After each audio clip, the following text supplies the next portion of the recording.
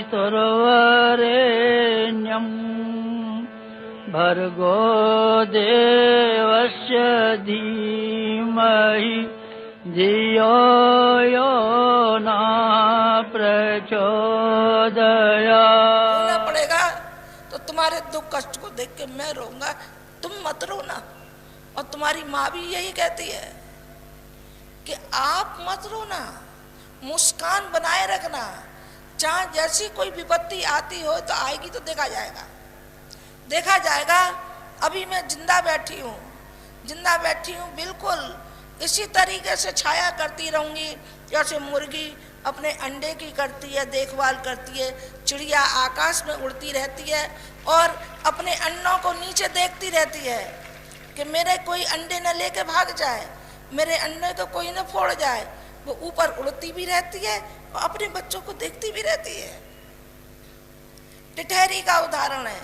टिटहरी के अंडे थे तो सागर ने बहा करके ले गया, तो टिटहरी ने कहा कि इसकी क्या मजाल सागर की जो मेरे अंडों को ले जाएगा, मैं इसको साफ देती हूं। तो सागर वो अगस्त ऋषि आ गए। अगस्त ऋषि ने कहा टिटहरी क्या बात है, ऐसी तू परेशान क्यों है? और उसने कहा भगवान मेरे जो अंडे थे ये सागर ले गया, समुद्र ले गया। अब बताइए मैं क्या करूं, मैं तो बिलख रही हूं अपने बच्चों के लिए।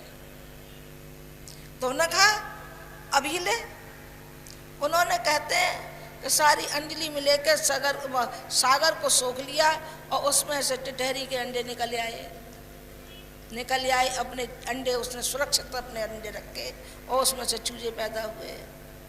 हम भी आपको इसी तरीके से सहते रहेंगे जैसे पहले गुरुजी और हम दोनों मिलकर के सहते थे। अब हम अकेले हैं और साथ में हमारे में शक्ति है। ये नहीं है कि हम अकेले हैं, अकेले नहीं हैं, हम दो हैं, दो ही हैं। हम अभी भी हैं, साथ में हमारे हैं, साथ में हमारे हैं तो हम बड़े से बड़ा कदम उठा सकते हैं और बड़े से बड़े काम हम करके दिखा सकते हैं। हम चाहें जिसको यदि चाहें किसी भी कार्यकर्ता को, किसी भी बच्चे को हम खड़ा कर दें। राजनीति में हमारा कोई विश्वास नहीं है, राजनीति ना हम हैं, राजनीतिक नहीं है हम, बिल्कुल भी राजनीति से बिल्कुल परे हैं।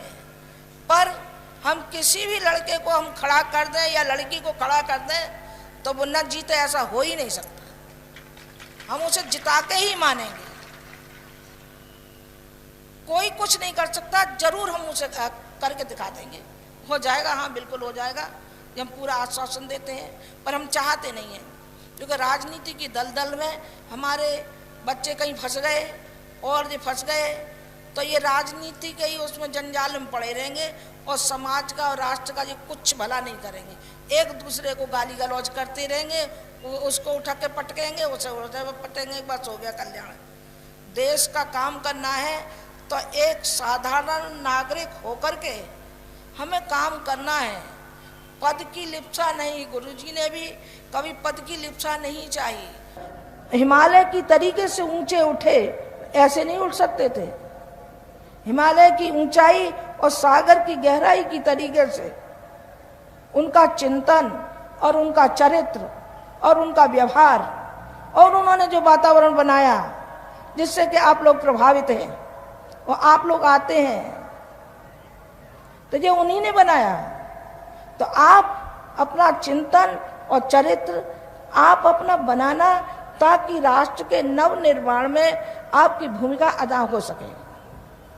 आज दीप यज्ञ हो रहा है, आप इसमें संकल्प करना कि छोटे छोटे हम दीपक जैसे ही क्यों नहीं हैं, हम संगठित रहेंगे तो हम दीपक जैसे जगमगाते रहेंगे और दूसरों को रास्ता दिखाते रहेंगे।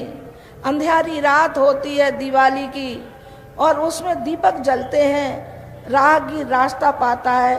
उसने इनकार कर दिया, चांद ने इनकार कर दिया कि हम नहीं निकलते। दीपकों ने कहा कि हम जलते हैं, हम जलते हैं और हम जल करके और वही रोशनी देंगे, जो कि चांद और सूरज देता था, वही रोशनी देंगे।